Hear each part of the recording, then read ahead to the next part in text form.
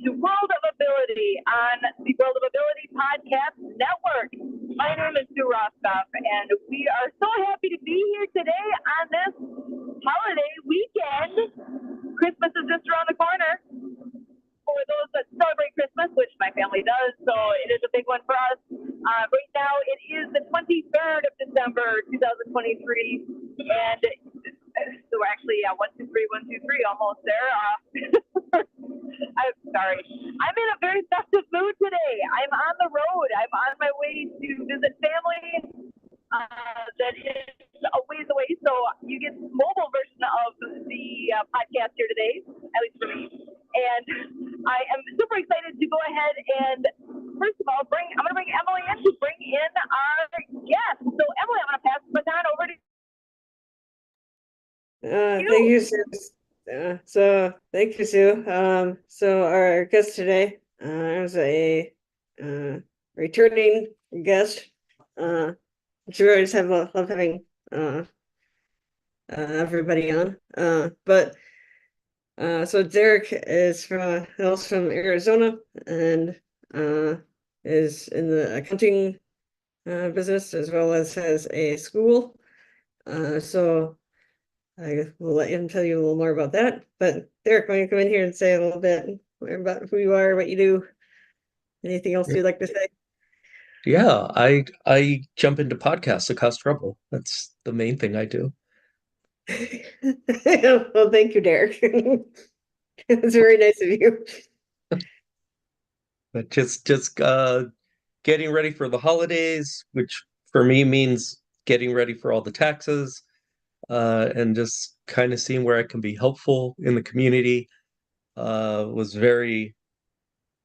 Cooked my first ham yesterday because there's down here in Tucson, it's literally called The Lot on 22nd. It's on 22nd Street. It's an empty lot where they allow meals to be served. So not only did I cook my first ham, I cooked 4 hams at one time.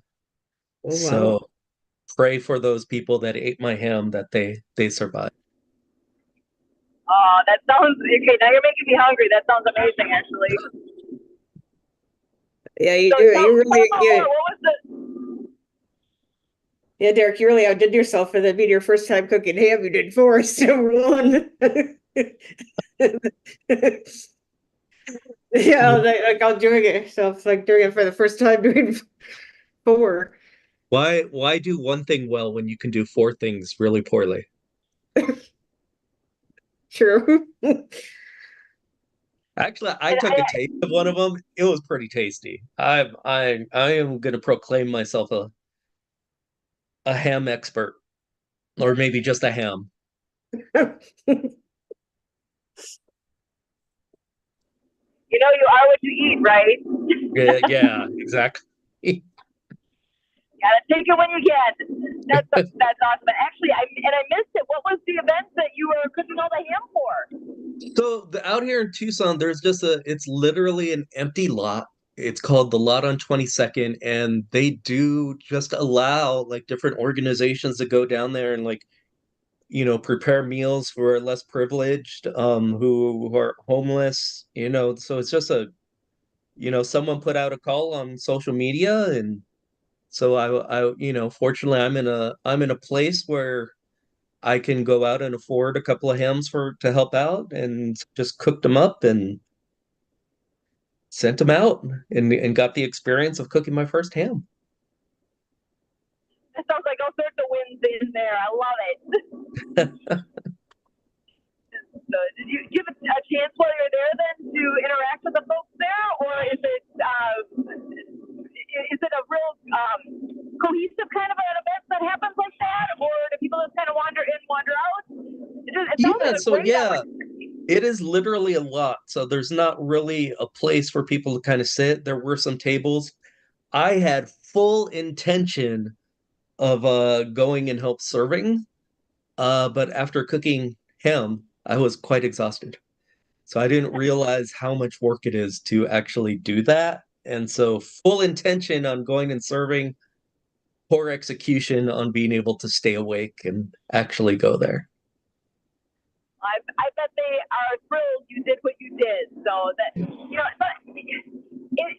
volunteering and doing things like that really means I know at least when I get out and do these volunteering activities, I often end up walking away figuring, who got more out of this event, me or those that Yeah. were, if you want to consider like the recipient of the event. And often I, as the one volunteering, find I get an amazing amount of reward Yeah, and enjoyment and all. What a great opportunity. yeah, it's and it does bring a connection. So it's not a part of town that I'm used to going to, and even though I wasn't be able to be there in person, it still opens up like a connection. I think there's just an energy to being able to say, I'm it makes me happy to know that someone who may not have been able to have some food that day was able to eat. And during other times of the years, because I know during the holidays, a lot of people do go out and serve meals. So like during the other times of years, I like to just, put together some simple sandwiches and go out and have some sandwiches when there's not as the typical resources available. So and I always get something out of it. I think one of the things I get the most out of is just having a conversation with someone who needs a little help and just finding out what their story is. And you can see that just in their eyes too, like someone just having a conversation with them is a lot, because I think a lot of times we just consider them part of this population, and we'll do nice things and we'll buy things, but it seems a lot of the appreciation comes from just, spend 5 minutes and have a conversation.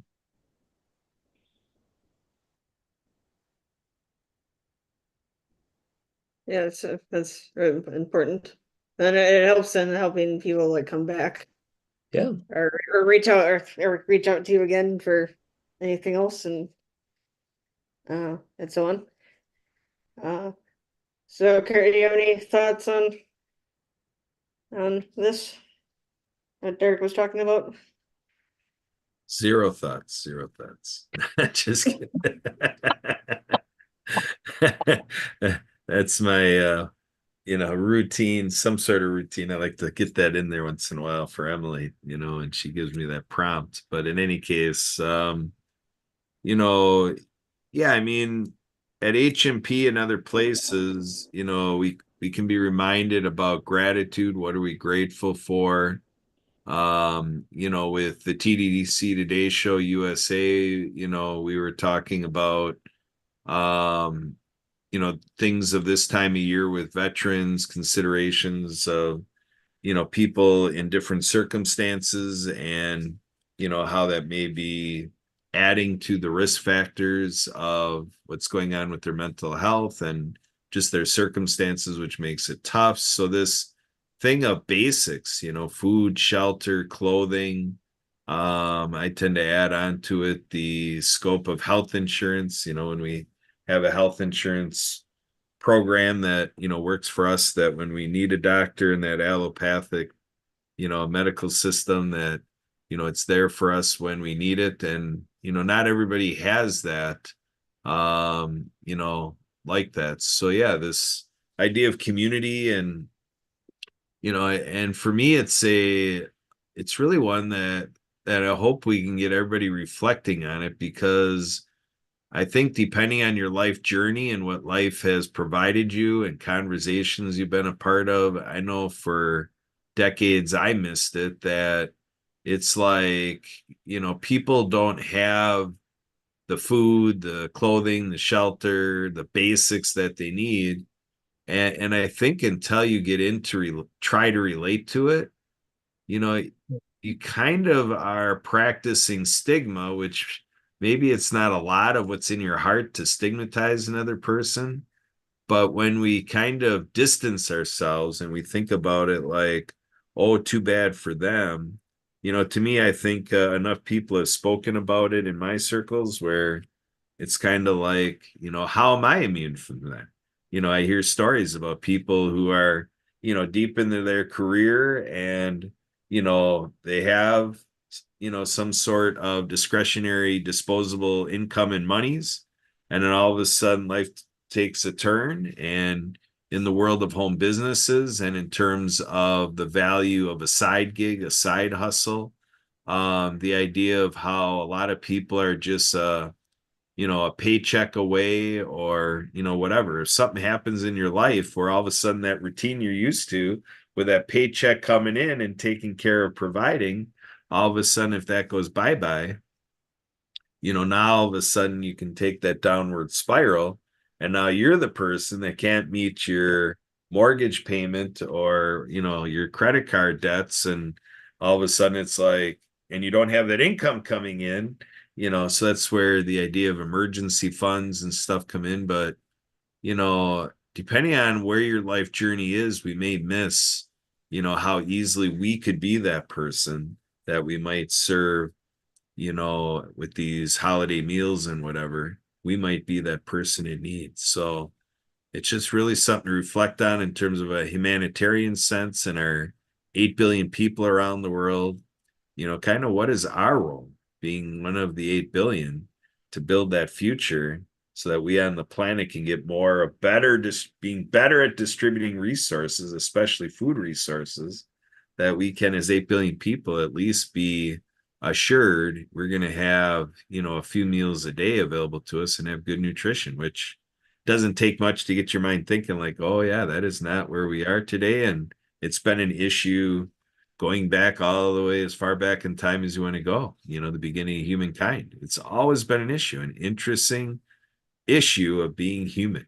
Why is that? And what are we all doing to turn a corner to be better providers to our fellow human beings? So, Emily, how is that? Did you want me to go any other direction, or did that put a bunch on the table that you weren't expecting? I don't know, but it was good though. So where do you want to go from here, Emily? Math quiz. Sure.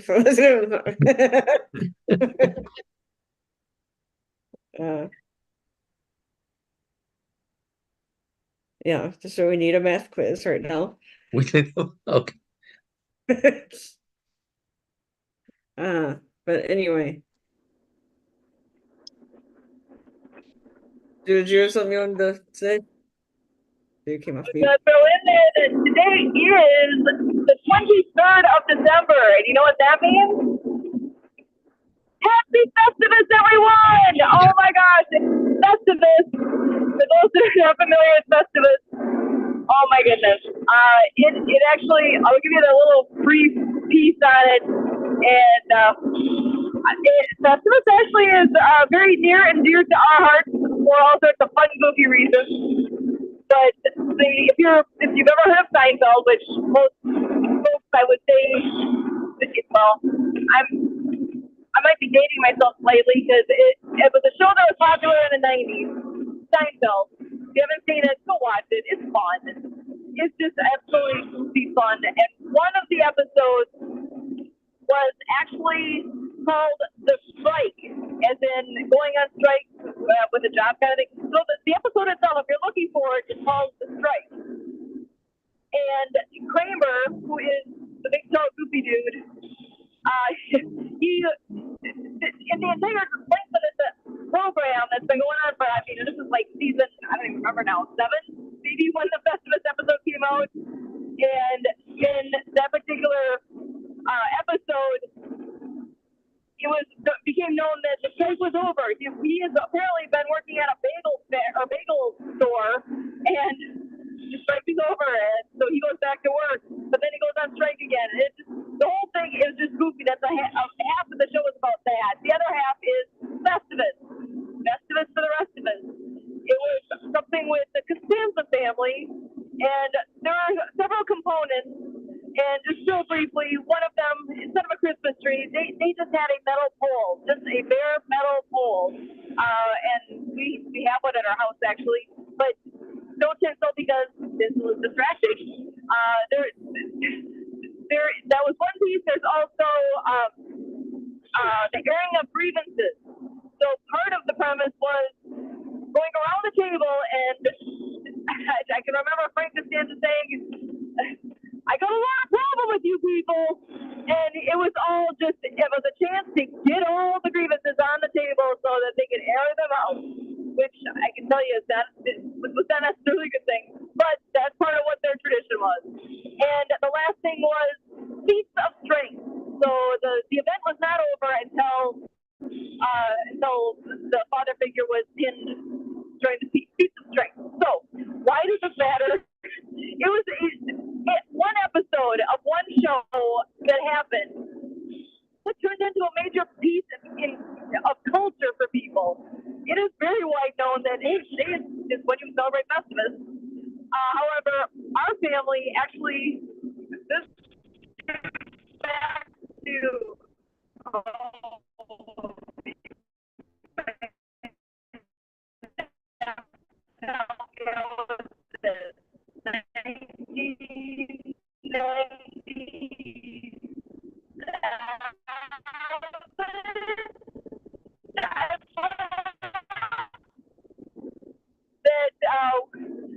years saying we need to have some kind of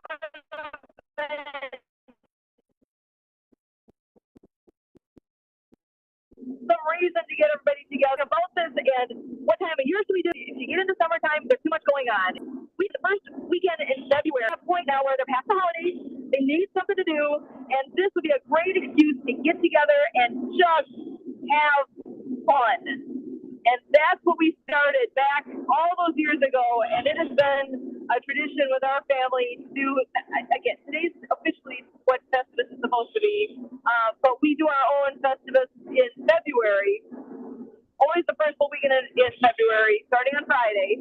And it was, we even say, let us and Amy for going down this road, but she was a preemie. She was supposed to be born on March 22nd. Girl showed up on that first Friday in February because she had to be the part of Festivus after, all this time we're talking about Festivus. She shows up that weekend. So we get that much more joy out of it that it also now is birthday time for her. So Festivus is fun. I'm just kind of curious. In other parts of the world where you guys are, is Festivus a thing with you and your friends and those you know? Well, I think I have a question because I remember Seinfeld. Is anyone experiencing like making Seinfeld references and like younger people not understanding what's being said because they have no idea what Seinfeld is? It's happened, yes, unfortunately. Seinfeld, if you're in our generation, people got it almost all the time. But yeah, I can say it's happened to me. I work at a university, so pretty much nobody in that generation, unless their parents were big Seinfeld fans, there's very few and far between that I actually find catching that stuff. Oh, that show that my mom made me watch. Okay, that. Okay. Yeah. Is Festivus a thing elsewhere? Do you hear about others doing anything with it or referencing it? Well, I just posted a little graphic for supporting strategies, celebrating Festivus. Nice. So we're the accounting service for the other people. I love that. And I see Marianne is joining us as well. Marianne, how are you?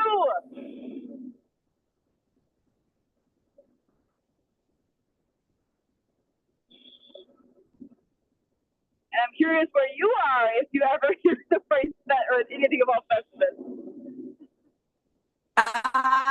No, I haven't. I'm back in San Carlos, Mexico.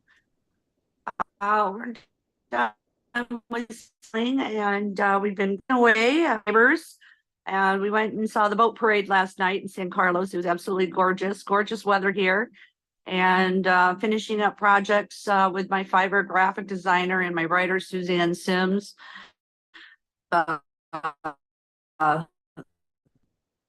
We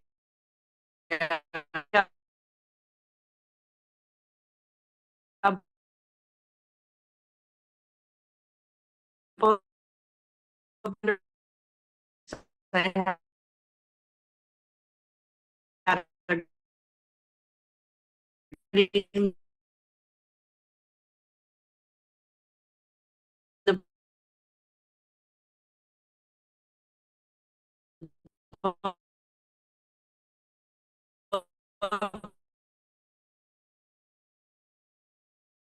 Kind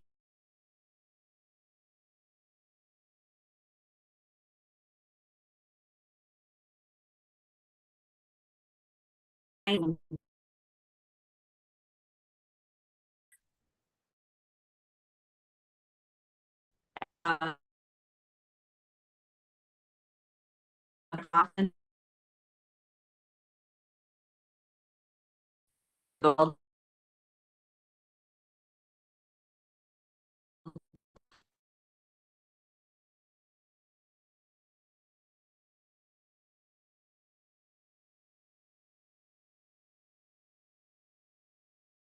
Yeah, I guess Not- for Marianne's connection to be better. I'm seeing that looks like Brian Gibson project I heard might have made a comment on the Facebook video that I have going right now of this, saying that Project I Heart is launching messages of hope, and that if you have a message of hope for veterans, to please email my voice at projectiheart.org, and information will be sent.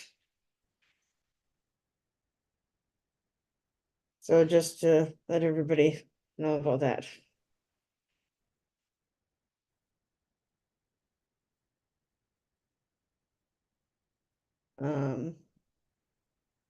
So again, if you have a message of hope for veterans, to email my voice at projectiheart.org. They're launching messages of hope. But thank you, Marianne, for coming on. Oh, thanks. And let me see. So Derek, what are your plans for the holiday? If any, or the Do next? accounting. Of course. Yeah, gonna watch some football. The wife is going out and taking some friends to go see a movie, so I get the house all to myself, and I get to sit and watch football and wait for food to be delivered to me. So not a bad life.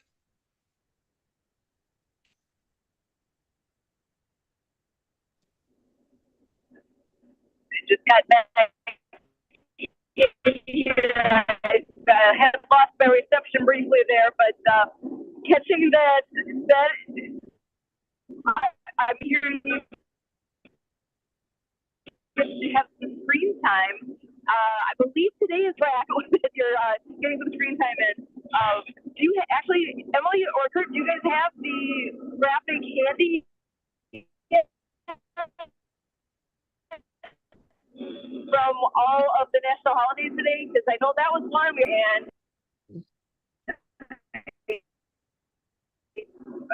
and being in the car, I can't. Yeah, I can bring it up here in a minute. Can't pull that up right now, but is that Yeah, I can bring it up in here in a minute. excellent?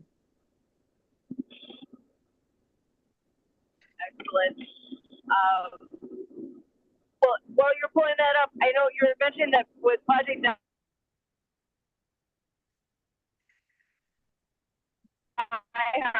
there's a lot going on at.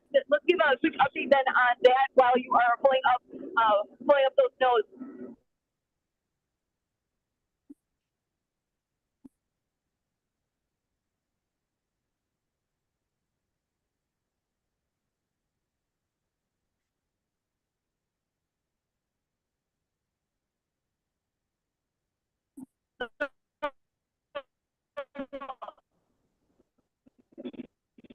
Project Die Hard. There is a location now in McKean Rush. It is open open to the, you're looking for like a location for an event on location there.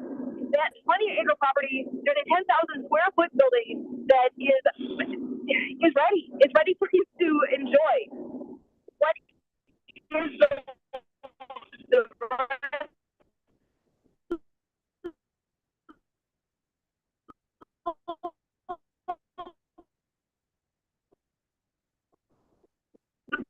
building though, that is the part that is still in. So that location is veterans that are transition stage from active military duty, transitioning back to civilian life.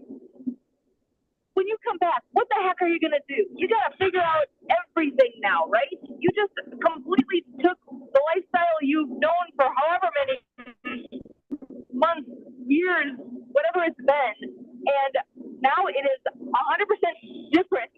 You're coming back, and now you got to figure out what's next. That's pretty challenging, to say the least, right? How many of you can imagine being in a spot where you're going to live in a different place, you got to look for a different job, you got to do all the things, and, you know, just go ahead, just get it done, right? No. We all need help. This is a place where Project DieHard can step in and be of assistance. Why did this organization begin? Because of I always pause every time I speak this because it still blows my mind. If this is, how can it be that suicide is the issue that it is in our society? When you look at the statistics with this, and I believe I'm remembering them correctly here with what was shared with me earlier this week, 6.4% of our population in America is comprised of veterans. But when you look at those that are losing their life to suicide, 57% of the individuals who are losing their life to suicide are veterans. Let that sink in for a minute. Veterans are only 6.4% of our population. And I say only because it's not that big of an amount, right? But it's more than half of the people that are losing their life to suicide are veterans. That is not acceptable in any stretch of the imagination. One is too many. Project DieHard is in existence to give hope to veterans, to be there for them, to be the resource, to be whatever they need, so that this statistic can change for the better, change completely. So they are open for events. They're open to the public. They're still working on and still need help. So if you're hearing my voice, think about what can you do. Can you volunteer? Do you have time, money, resource? What can you do to help make a difference? They have the space there where the sleeping quarters will be. That still needs to be remodeled and built into what it will be. So what do they need? They need hands. They need people to come in, and whether it's tearing down a wall, whether it's putting in the plumbing, whatever those things are. I don't even know the entire list of what has to happen, but the plan is that before the end of 2024, so 1 year from now, to have it 100% up and running, open and operational in the way that is intended, so that they can be that piece. So what does that take? That takes time, because it takes time to tear things down and build them back up, right? So we need people who are willing to come on in, lend a hand, lend their expertise, donate money. All those things are needed in order for this project to be completed. ProjectDieHard.org. You can find more information on their website, and you're more than welcome to volunteer with the group. They actually are there on the second Saturday of every month. If you want to make a plan for actually going there, you can take a road trip and go there. Spend the day with them. Second Saturday of the month, on location at Forward Operating Base Rush in Makanda, Illinois. Spend the day. Volunteer your time. So there's a lot of opportunity there. There's a lot going on, And the fact that they are at the point where the doors are open and they can have events, plan your next event there. Oh my goodness, what a great way to experience what's possible. What's better than actually being there, right? So with that, I'm excited about what's happening. I'm excited for where it's going, and I would be remiss to not mention the other piece that I can just hear Brian in my ear. Check your vet. We all know veterans, right? This time of year is a hard time with the holidays, with all the things going on. It's again, just going back to the statistics of it, that there's a holiday spike in death, and it's horrible to say, but it is a fact. Check your vet. Call them, text them, check in, see how they're doing. Don't assume, he's okay. Don't assume that, because you don't know how they're doing unless you actually find out how they're doing. So reach out, make a difference. It can be as simple as just picking up that phone and making a call. You'd be surprised at the difference you can make for somebody. So with that, I'm going to pass that back to the crew here. And have you guys, so I know, but Derek, with where the areas where you live, are you familiar with, are there any other organizations that you've heard of that are doing work like this? Yeah, so there's a couple of organizations in town, and there's actually just a couple of communities that kind of self-organize. So there's actually one community that a business allowed to build shelters in the back of their because it's in an industrial area. So some veterans went ahead and just built some, shelters, and it's a little community back there. It connects to a public park. So as their way of saying thank you, they go out and patrol the park, because it's a park that's well known for kind of like drug use. And so they go and patrol the park as their way of saying thank you for giving us this space. I think one of the problems is kind of as organizations grow, insurance is needed and all that typical stuff. It makes it difficult for people that offer services, because then a bunch of regulations come into play. So unfortunately, like, similar organizations appear and then they disappear. So it's difficult to keep track of where to go at any given situation. But I do know some people in our community who kind of just keep track of where the communities are, and take the services there. We just built a big campus out here, where it's supposed to be where a lot of social services can just use one single building, but it's in a nice neighborhood. So it's people needing those services aren't, they're not convenient to get there. Because they don't have cars. They don't even have bus passes. So there's a lot of communities that kind of go to where the people are to help them out. And my background was I got started at Goodwill, and largely in part working with the youth.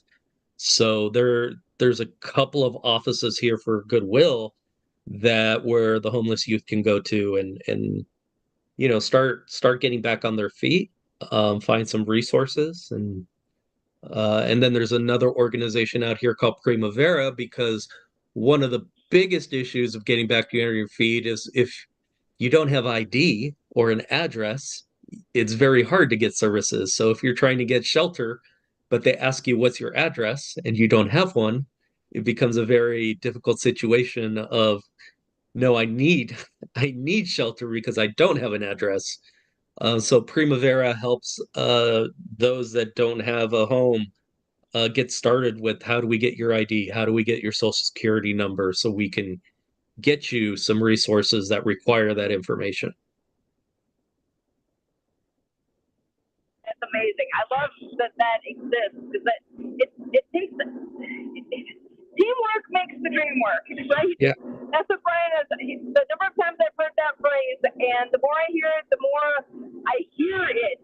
Even like with what you were just saying, I can hear how important it is for people to work together. Because on our own, we can only get so far. It's working together and being able to partner up, team up.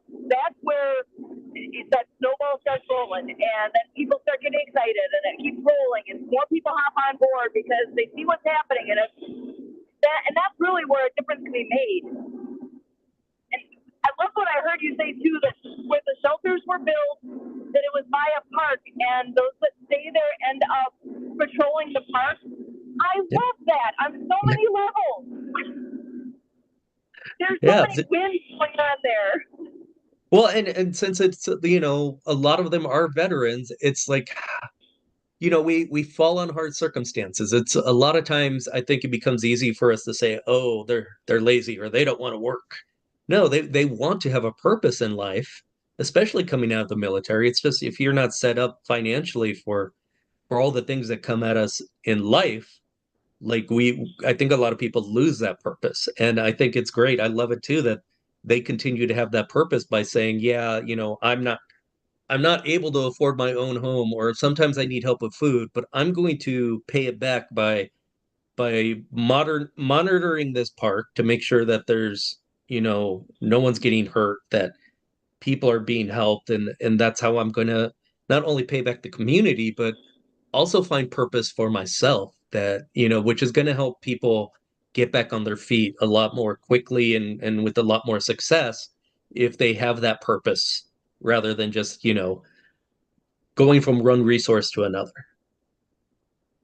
Absolutely.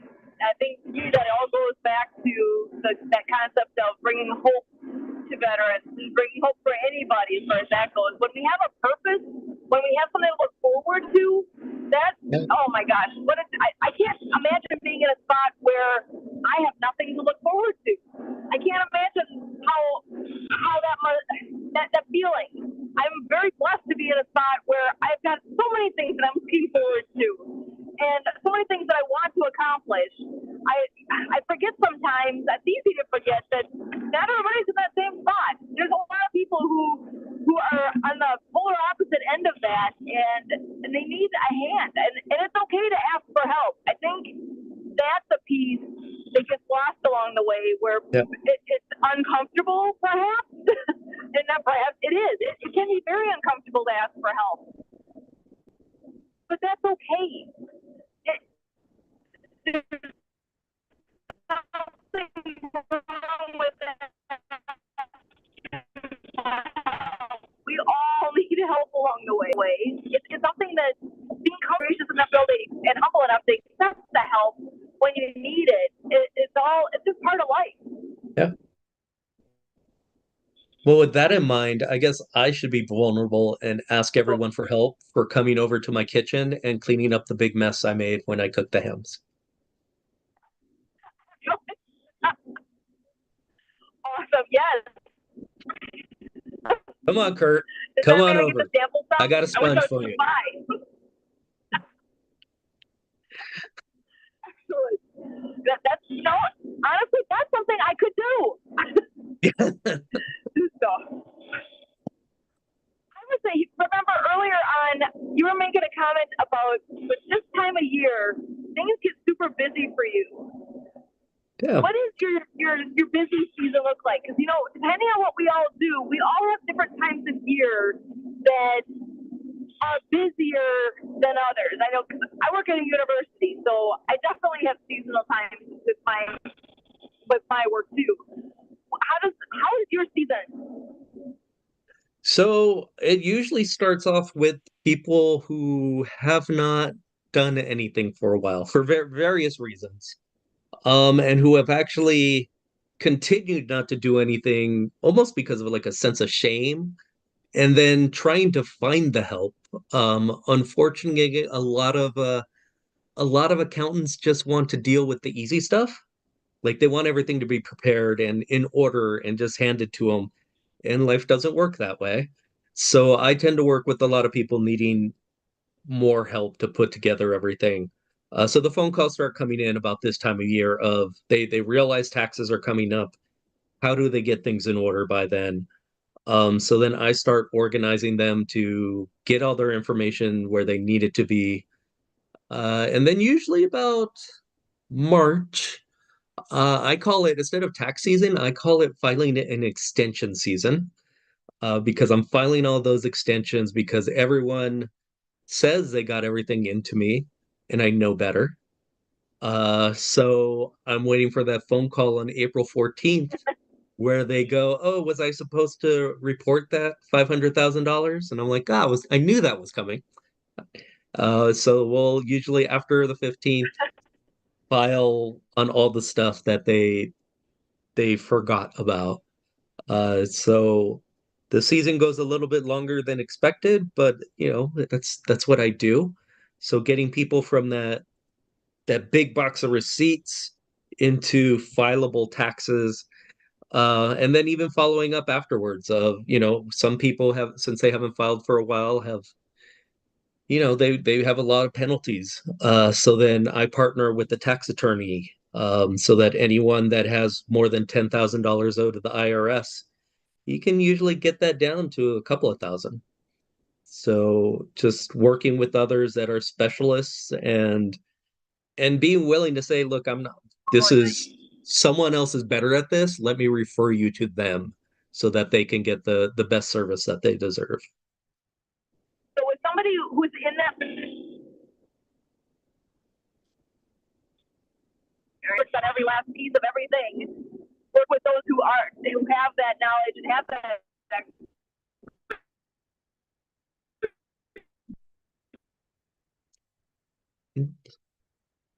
Think I lost something there.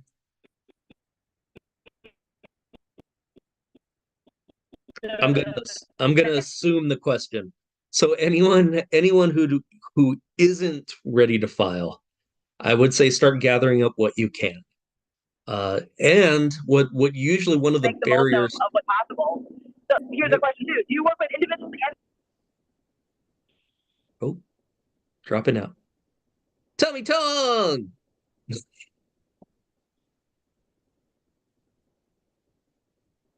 Again. Hey, Merry Christmas time. Merry Christmas. See you all. How are you? Welcome aboard. Merry Christmas, Happy Festivus. How you doing, Yeah. Dave? I'm doing well, doing well. Sunny California today, so yeah. Oh, Awesome.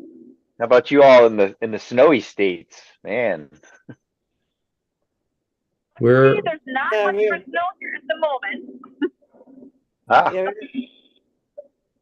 we just hit our winter here in Arizona.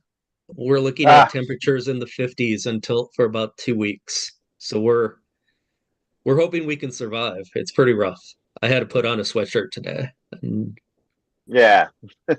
Long sleeves. Oh boy. Right? I don't know if I'm gonna be able to make it. Yeah, yeah. Well, awesome.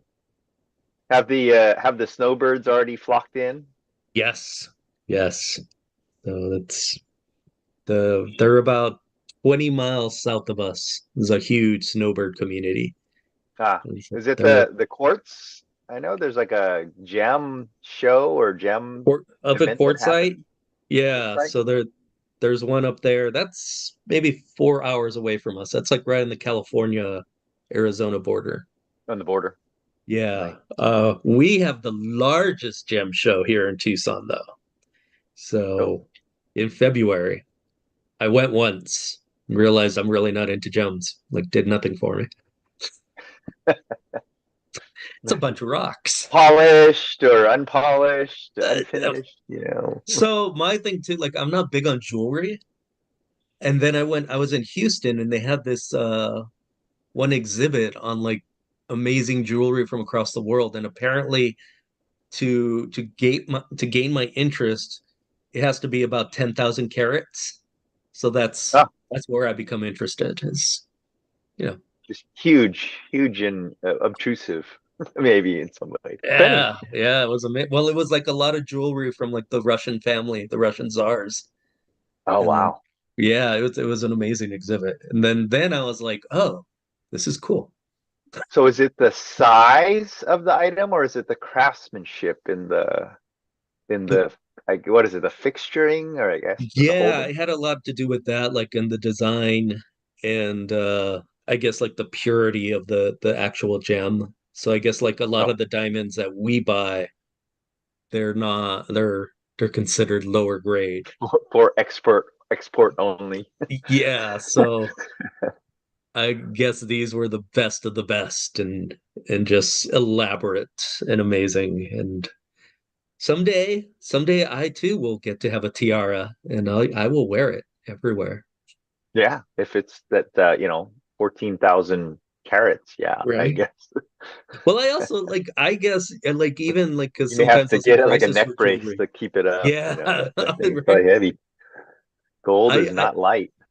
I just can't imagine, like, even on some of the more, I guess, quote unquote, affordable stuff, I can't imagine walking around the street with like $10,000 on my finger.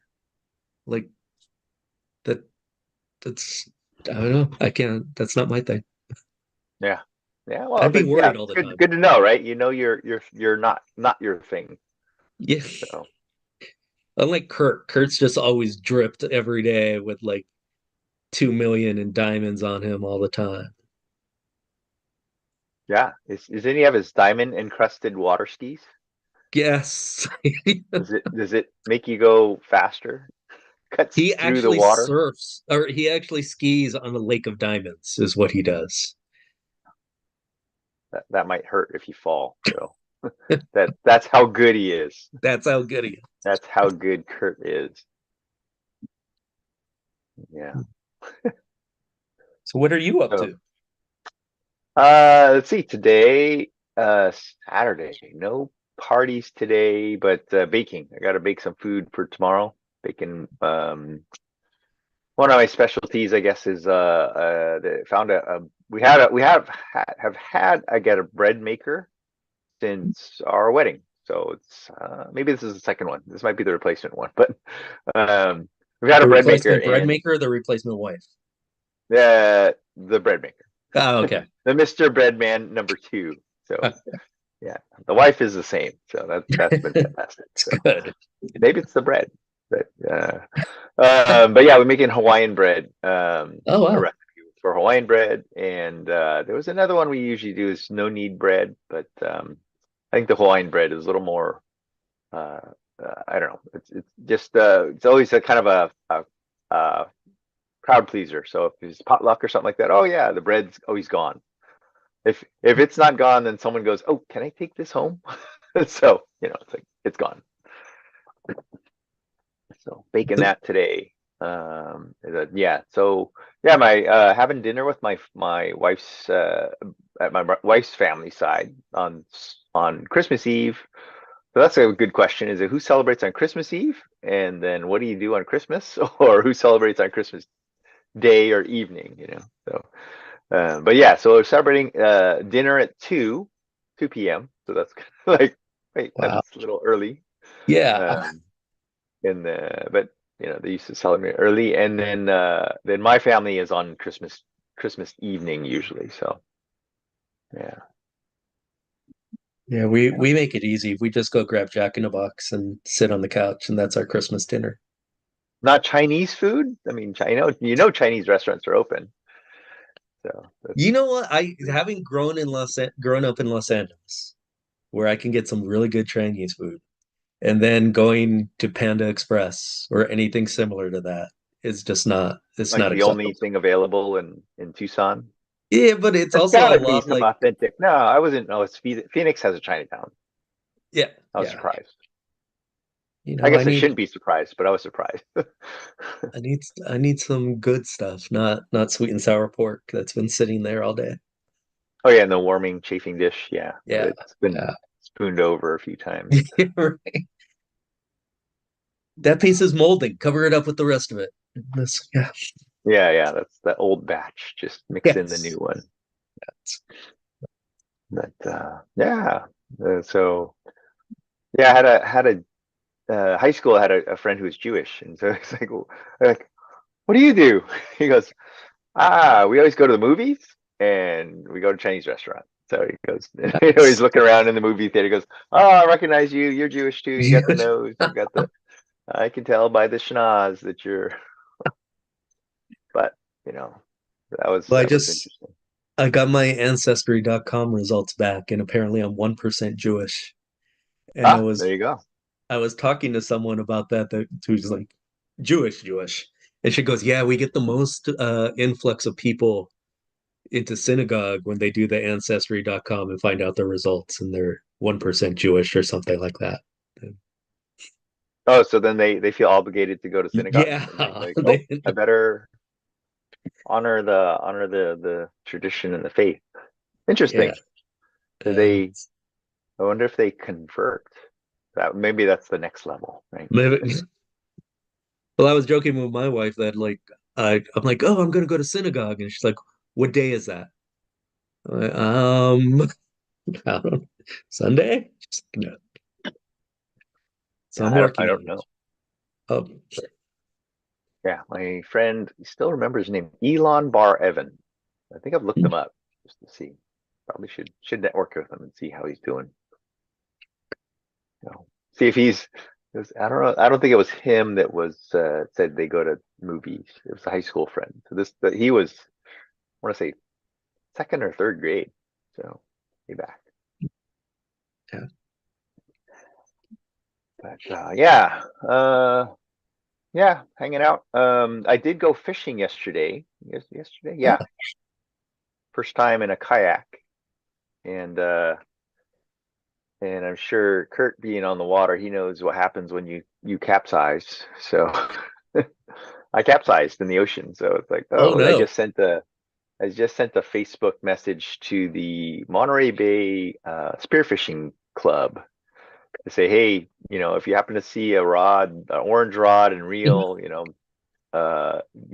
please give me a call or message you back. I'd love to have it back. So but yeah, there's it's pretty cool because as we were leaving, yeah, there were some spear fishermen out there, and they said, yeah, just put a post. They're pretty, and so it's like a very cool community. When you build a community and they're kind of giving in that way, that says, yeah, just post it out there, and someone may find it and get it back to you. So I'm hoping, crossing fingers. So when you capsized, did you try to grab some fish while you were in the water?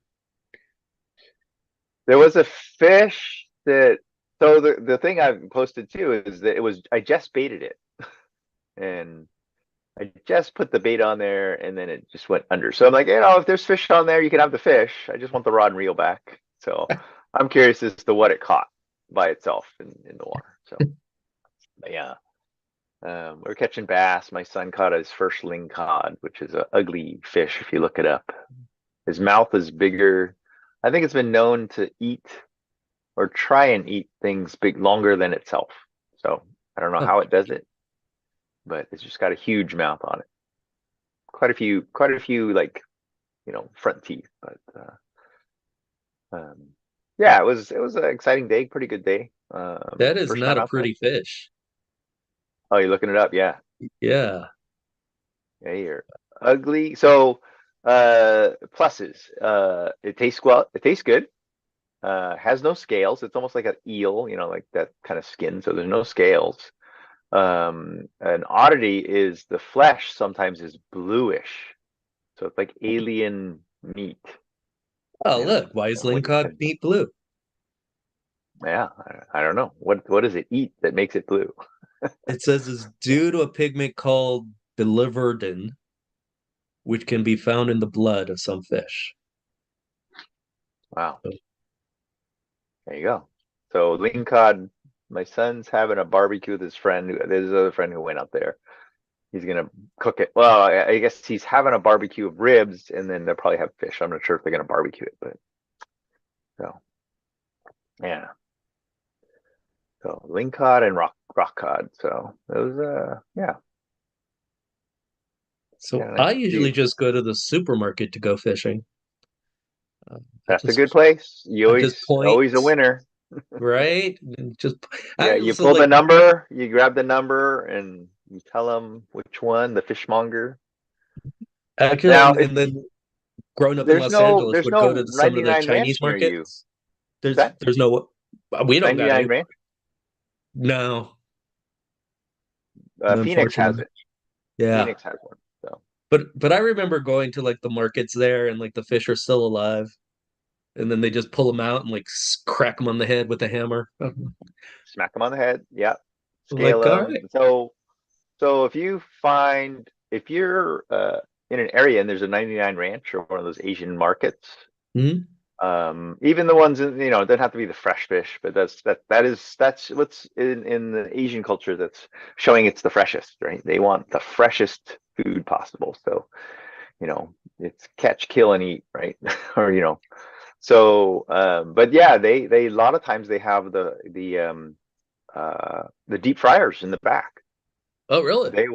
You tell them, what do you want? You want your fish cleaned, gutted, scaled, either filleted, whole. We usually eat whole. I mean, that's because they want to show that it wasn't, I don't know, that there wasn't parts, right? Or how fresh it is, right? And gutted, cleaned, fried, and you want it crispy fried, or steaked or whole, or filleted, and they'll fry it for you. So you Huh. can have your meal, per pound, whatever it is. And it was usually fish, surprisingly, are pretty light as far as density. So you can get a pretty big fish for $6-7 and fry it up and have a feast. Right as you finish shopping, you're like, okay, go pick up your fish, and you got fish and chips right there. Or at least you get your fish.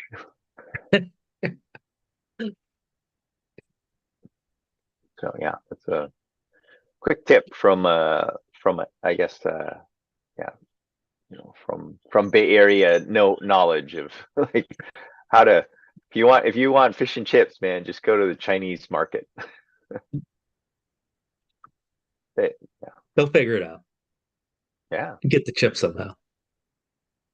yeah, just go bag of shrimp chips or something like that. So yeah. So what's anyone have a favorite meal? Looking forward to something to eat Christmas time? Emily Making hasn't talked about food. What are you having for Christmas, Emily? Uh, kind of a turkey and potatoes and other good stuff like that. they're doing turkey again, like Thanksgiving turkey and turkey, like a turkey chicken breast kind of a thing. not turducken. No. Have you heard of that one? That's John Yeah, Madden. I've heard of it, but I'm not sure if I've ever had it before. So I had it once. I wasn't my favorite. I don't like the Cajun spice on it. Oh, turducken? I Yeah. don't know if I've ever ordered one. Yeah. So like But one of the birds, I think they do like Cajun style. within So and they stuff it in and yeah. each spice. Okay. So I don't know which one is Cajun or if they're all Cajun, but Yeah. one of them's Cajun. Okay. Yeah, I know John Madden, our was he our sportscaster, but he was a Yeah. Raiders coach, right? So he always talked about that. And that's his Thanksgiving meal. So I think for me, I'm looking forward to, my aunt always made the sweet potatoes, the candied yams, I guess it would be called. Yeah. Oh. Yeah. No, we really do just Jack in the Box. That's it's quick and simple. Jack in the Box. Was there any specific Tacos. burger meal or tacos? Tacos. On the Spanish side. Okay. Those disgusting, I know that's not meat tacos. No one should be putting this inside their bodies, but they're so good. They're so disgusting. They're so good. We had a revival of Jack in the Box when they they brought out the Munchie meal. Have you heard of that one? Yeah. After 9. Yeah. Like 6 the or 9. weird stuff, like French fries, but with like some weird sauce on it, kind of a thing. Yeah. And then like a hash brown burger with hash browns or something Yeah, like that one was that. good. Yeah, but then it came with 2 tacos and the curly fries and a drink. It was $6 when they introduced it, man. It was, and my friend, my friend who told us about it said, in a family of 4, 2 daughters and a couple, right? They said, yeah, they saw it. And they said, oh, let's go get a munchie meal. So each one of them ordered it, and they're like, it is so much food. So Because it does come with whatever burger or, entree you order. Could be a breakfast one, it could be a dinner, burger or something like that. A jalapeno burger or something like that. And fries, curly fries, I think good regular fries, a large drink, and 2 tacos. So yes, if you ever have the munchies, $6 was definitely a value meal. So yeah. But yeah, they were like, I don't know, we just had to toss the leftovers, man. It was like too much. That does sound like a lot. Well, and It is a lot. when you roll up, you're like, I'm starving. I can eat all of this. And then you start eating and you're like, I can't do this. I can't. So Well, in comparison, like $6, right? That's a huge value compared to what you Yeah. get normally. It's like, okay, here's one burger. Oh, you want fries? Okay, that's another $2 for that. And oh, you want a drink? That's another, yeah, at least $2. So yeah, you're looking at it, 6, 8, $10 there. So you're like, first munchie meal for 6. Just trying to, pull people in the evenings. our Midwest friends aren't familiar with the joys of the Jack in the Box. Is there no Jack in the Box up north, or are you just not frequenting them? I Kurt, don't know. or- I don't know that there are any here. Kurt, Yeah. Kurt, what's your favorite or meal for Christmas or anything regarding Jack in the Box? Well, that's Derek's, annual meal for Christmas, but that doesn't mean it. I'm the only one. Are you the only one there, or there's a line? Just kind of. Usually it's pretty dead. Ours here in California, they're shut down. I don't know. Weird. Really? Oh. I think a lot of places are closed. I mean, certain ones, That's how I ended up going, was that they would be the only place open like on Okay. Thanksgiving or Christmas. So that was just the easy. I know Jack in the Box is open, pull by a window. Yeah. Say hi to some miserable kid that doesn't want to be there. You sure he's not Jewish? And then you're like, oh, he's Jewish. No problem. I get time and a half. But, yeah, I think the Chinese, either Chinese or Jewish. But I know the Chinese restaurants are always working, and they I don't know if they resent it, but they get they were working. They work hard. But isn't that in the Christmas Story movie? Like they ruin the dog eats the turkey, so they have to go out for Chinese. Yeah, and they butcher the song. Rah, rah, rah, rah, rah. Yeah. So, yeah, it's yeah, looking forward to the Christmas. See relatives. I think that's the key thing. See family. But yeah. I think we should just all show up to Kurt's house and surprise him. If we showed up, Kurt, what should we expect?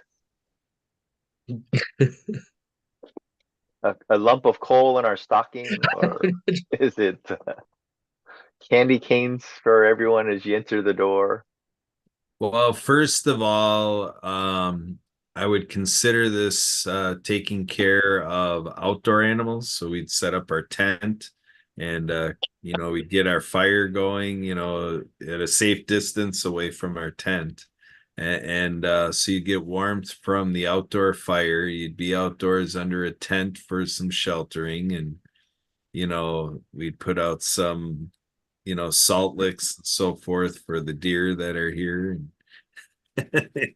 And we'd have elf food. We'd practice the diet of Buddy the elf and so on and so forth. That's just to get us started. That's just the appetizer. That's the first course. Yeah. So what I heard is we're not allowed in your house.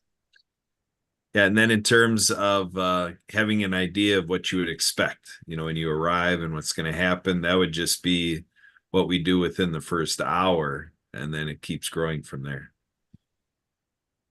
Fantastic. Then we're allowed to clean your bathrooms and your kitchen, and then oh yeah, we have plenty of toothbrushes. Yes.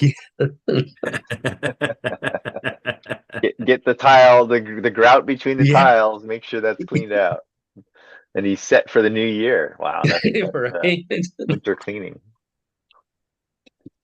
Yeah, actually, with some of the parties we had prior to that, we started doing Festivus. We had a friend who at one of our parties drank too much, and he was gonna lose his cookies. So what does he do? He goes to our bathroom and he chooses the shower to be the receptacle. Oh, And then he's thinking he's just gonna pass out. And I'm kind of like, come on, man. It's fine that thing was there for you, to kind of The large leave yourself, receptacle.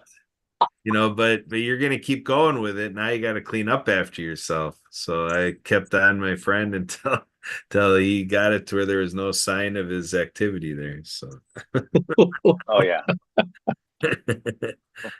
that was sobering. Yeah. Oh, that's yeah, scary. I would have to redo the entire bathroom. I figure we're Hire all a contractor stepping the on it next with day.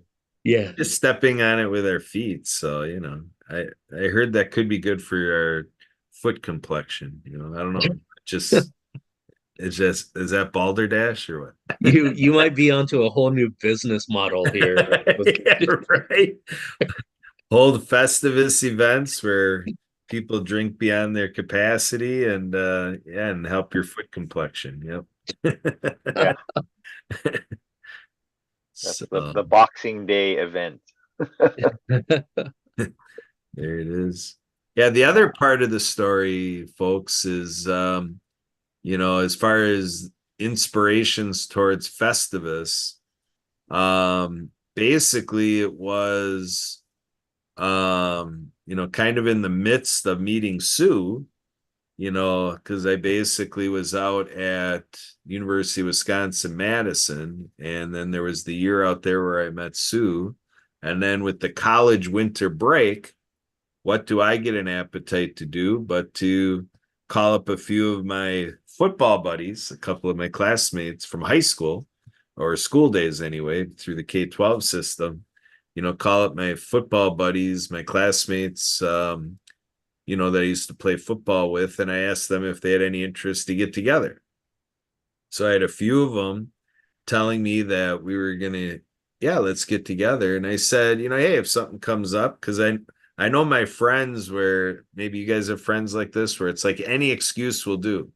So you look forward to doing something, and then some reason it didn't happen, and then all of a sudden you find out their reason why they didn't. So I try to protect from that. And I said, hey, if you end up having somebody else that you're in touch with, and it's kind of like you feel like you got to pick and choose, it's like, no, invite them over, whatever friends, you have me talking to, just invite them over. So I'm basically, this is when, at college, I'd come home and I'd be at my dad's place. So then I'd be like, so I called him because I told my dad I was going to call a few friends. He's like, how many people, are we talking? Because he knows how parties can get. So I'm like, I'm just calling a few of these guys. And I told them that if they're talking to anybody, that they could bring them. But how much is that going to happen? Just maybe a couple people. Like it's probably just going to be 5, 6. In your estimation, yeah. Yeah. Well, what happens is they're doing something where I don't know if they meant it to pull one over on me or whatever, but next thing you know, this is a party for 20 people.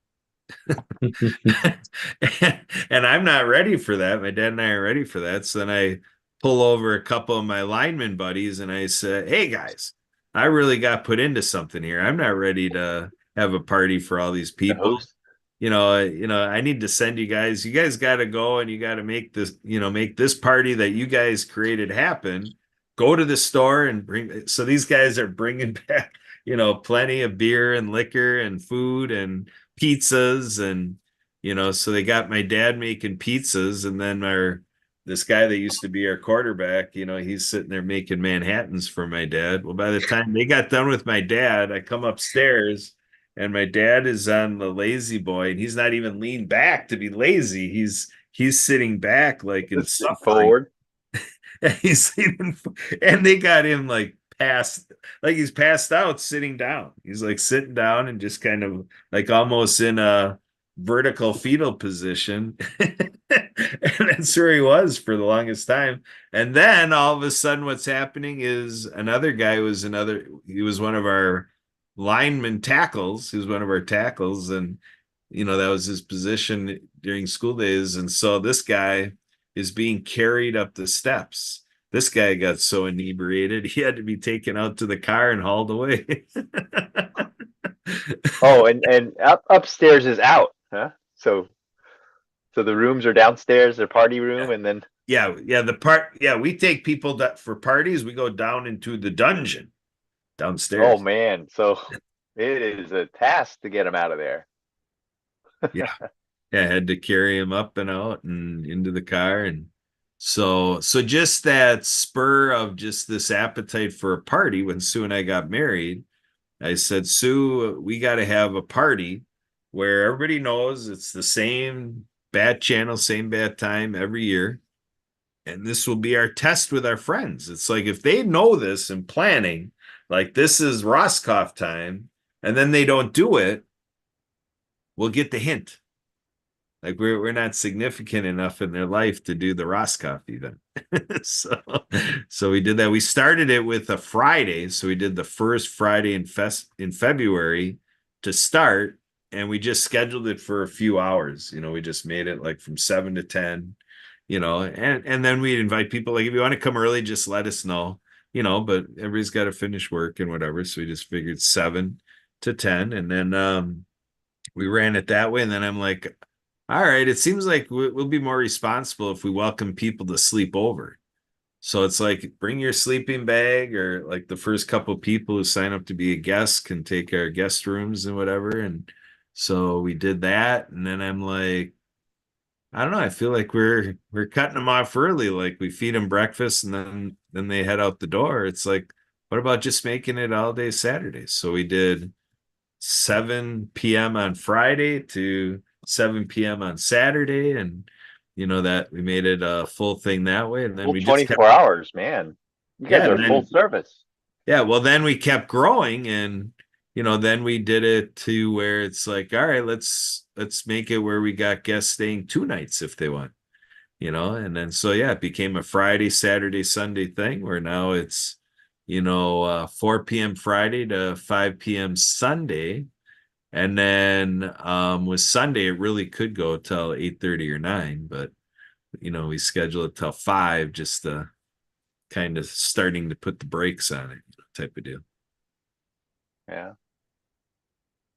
So that's kind of Well, the party seems like the party never stops at the Roscoff household. So that's right. Any excuse to party, I'm on it. there you go. It's ridiculous. I'm there, and if it ain't ridiculous, I ain't doing it. Bring something if you got it, I guess. Otherwise. That's right. So we're gonna have Zoom open. Emily's gonna be on here hosting the Zoom session, for the entire time. So thank you, Emily, for your service. She's doing well, doing good. All right. All right, Emily. Are we doing encores, or where are we at now? 1 o'clock on my time. I suppose we'll do the encore. But anyway, I wanted to thank Tommy and Derek for coming on today, and anybody else who has tuned in today. Cameo appearances, awesome. Yeah. And we are here every Saturday, so love to have anybody if anybody's interested in coming on the show, or they're at least tuning in. I'd love to have you. It's at the same time, same place. 1 o'clock Central. And I encourage everybody to check out all of our social media as well, and to share that around so we can get the word out about all the shows, or our other shows too, not just this one. And also would like to give a special thanks to Marcus Hart of Transforming Media Lawrence Wingate of Wingate Studios and Zach Clayton of the Back Channel for their support of the show and promoting their show or the shows, as well as any connection with the Disability Channel. Garrett, do you have anything you want to add, or Sue, if you're still there? Yeah, so as we keep going, next week with December 30th, the last Saturday before the new year, and every Saturday show, we're going to be turning the corner into 2024. And this last month, I've been practicing, my messages and narrative and review of, the dozen different organizations that Emily and I are doing our work through. And so it presents a collective. So we're going to be unpacking that and making that our 2024 mantra, World of Ability, bringing you this magical collective. So look forward to all that. So Sue, did you have anything in your garbled connection, or are you good, Sue? All right, we'll take that silence to mean that, Emily, we can wrap this up. Looks like we did our Festivus episode. Okay, thank you, everybody. You don't do that. All right, fantastic. Well, you guys have a fantastic rest of Festivus, and